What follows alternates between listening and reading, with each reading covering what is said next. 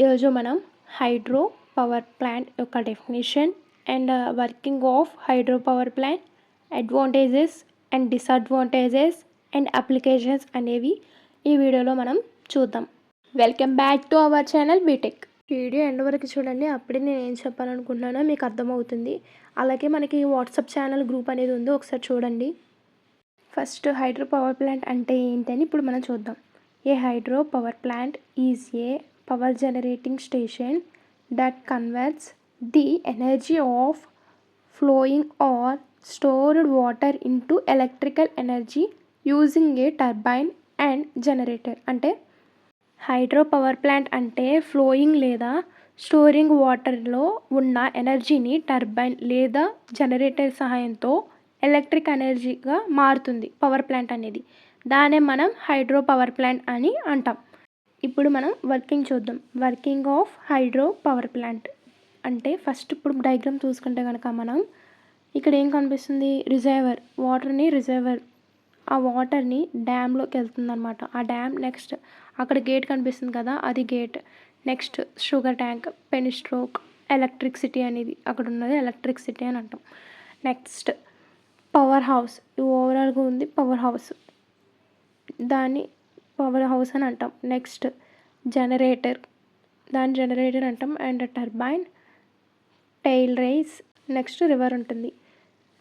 ఇప్పుడు ఈ డయాగ్రామ్ యొక్క ఎక్స్ప్లెయిన్ చేస్తాను చూడండి. ఫస్ట్ చూసుకుంటే కనుక dam and రిజర్వర్ stores a large quantity of water at a higher level. అంటే ఎక్కువ అమౌంట్లో వాటర్ని స్టోర్ చేయడానికి డ్యామ్ మరియు రిజర్వ్ యూజ్ చేస్తారనమాట దీంట్లో. దాన్ని మనం డ్యామ్ అండ్ రిజర్వర్ అని అంటాం.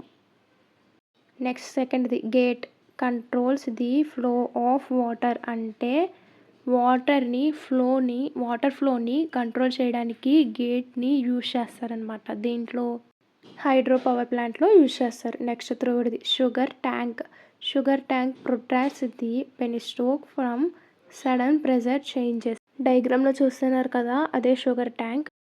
సడన్ ప్రెజర్ చేంజెస్ నుండి పెనిస్ట్రోక్ని ప్రొటెక్ట్ చేస్తుంది అనమాట హైడ్రో పవర్ ప్లాంట్లో.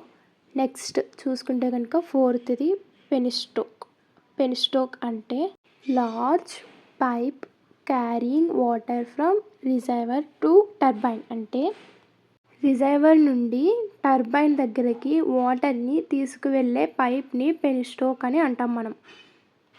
నెక్స్ట్ ఫిఫ్త్ చూసుకుంటే కనుక మనం ఫిఫ్త్ వచ్చేసరికి వాటర్ టర్బైన్ అంటే converts water energy into mechanical energy. అంటే వాటర్ ఎనర్జీని మెకానికల్ ఎనర్జీగా మారుతుంది, దాన్నే మనం వాటర్ టర్బైన్ అని అంటాం హైడ్రో పవర్ ప్లాంట్లో.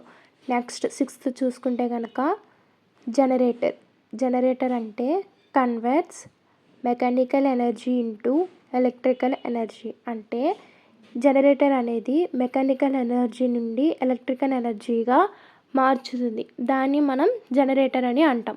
నెక్స్ట్ 7 చూసుకుంటే కనుక tail race carries use to water back to the river. అంటే టర్బైన్ నుంచి వచ్చిన వాటర్ని రివర్లోకి పంపిస్తుంది, దాన్నే మనం టైల్ రైస్ అని అంటాం.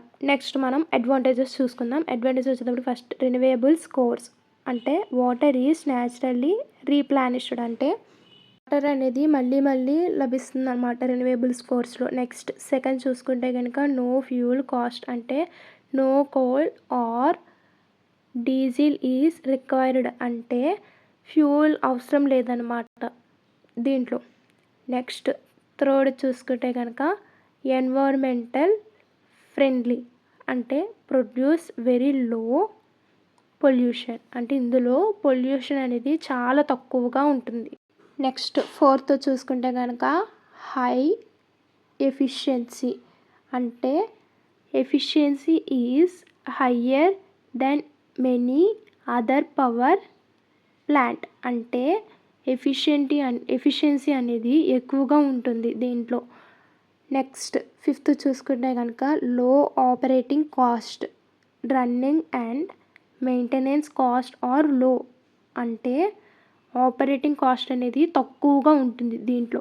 నెక్స్ట్ మనం డిసడ్వాంటేజ్ చూసుకుంటే కనుక హై ఇనిషియల్ కాస్ట్.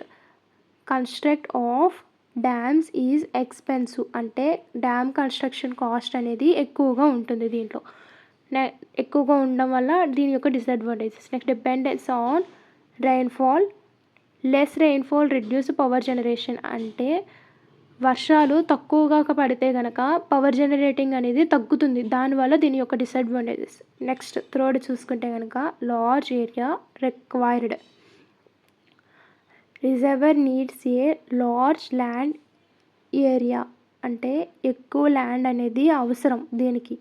దానివల్ల మనకి దీని యొక్క డిసడ్వాంటేజెస్ ఉంటుందన్నమాట. నెక్స్ట్ ఫోర్త్ చూసుకుంటే కనుక ఎన్వైర్మెంటల్ ప్రాబ్లమ్స్. అంటే may affect ఎక్వెటిక్ life and foresters. అంటే ఎన్వైర్మెంటల్ లేదా ఎక్విన్ లైఫ్ మీద ఎఫెక్ట్ అయ్యి ఉంటుంది ఇది. నెక్స్ట్ అప్లికేషన్స్ చూసుకుంటే కనుక మనం ఫస్ట్ది ఎలక్ట్రిసిటీ జనరేషన్. అంటే సిటీస్ అండ్ విలేజెస్కి పవర్ సప్లై చేయడానికి ఇది ఒక అప్లికేషన్. Next irrigation. అంటే అగ్రికల్చర్ ఫీల్డ్స్కి వాటర్ సప్లై చేయడానికి యూజ్ అవుతుంది. నెక్స్ట్ వాటర్ సప్లై చూస్తే కనుక వాటర్ సప్లై అంటే ఇంకే వాటర్ ఒక సప్లై కోసం అనమాట. నెక్స్ట్ ఫోర్త్ చూసుకుంటే కనుక ఫ్లోర్ కంట్రోల్. అంటే ఫ్లోర్స్ని కంట్రోల్ చేయడానికి యూజ్ అవుతుంది. నెక్స్ట్ ఫిఫ్త్ చూసుకుంటే కనుక ఇండస్ట్రియల్ పవర్ సప్లై. అంటే ఇండస్ట్రీస్కి ఎలక్ట్రిక్ ప్రొవైడ్ చేస్తుంది అనమాట ఇది. ఇవి అప్లికేషన్స్. నెక్స్ట్ ఏ వీడియో కావాలో కామెంట్ చేయండి. ఈ వీడియో మీకు నచ్చినట్లయితే కనుక లైక్ చేయండి, షేర్ చేయండి, సబ్స్క్రైబ్ చేసుకోండి. ఎస్పెషల్లీ బీటెక్ స్టూడెంట్స్ కోసం మన ఛానల్ ఉంది. ఒకసారి ఛానల్ మొత్తం చెక్ చేయండి.